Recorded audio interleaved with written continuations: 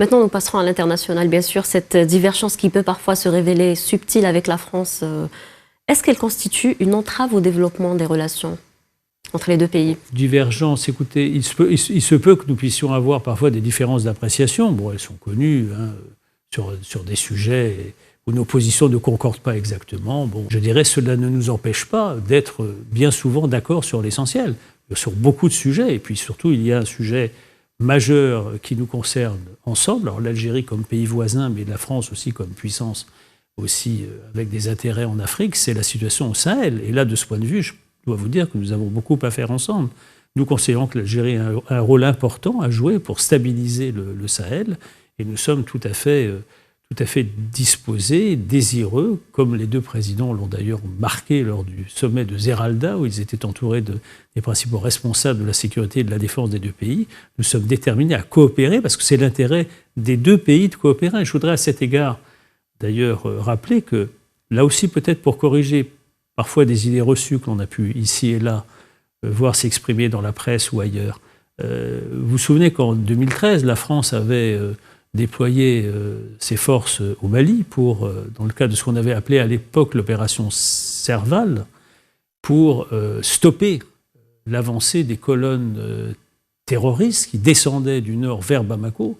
Bon, aujourd'hui, les autorités maliennes ont décidé de se passer du soutien de ces forces françaises, et nous en avons pris acte.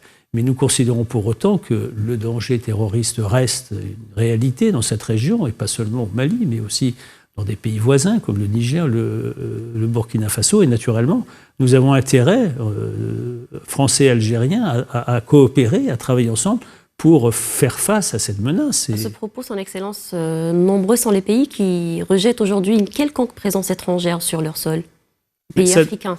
Ça, effectivement, nous pouvons tout à fait admettre le principe, effectivement, je dirais, du refus de toute ingérence étrangère. Mais lorsque c'était le cas de la France en 2013, les forces françaises sont appelées par un gouvernement légitime, ce qui était le cas en 2013 à Bamako, on ne peut pas effectivement contester une décision prise par le gouvernement malien à l'époque de faire appel à les forces françaises pour pouvoir justement combattre un danger terroriste qui était imminent.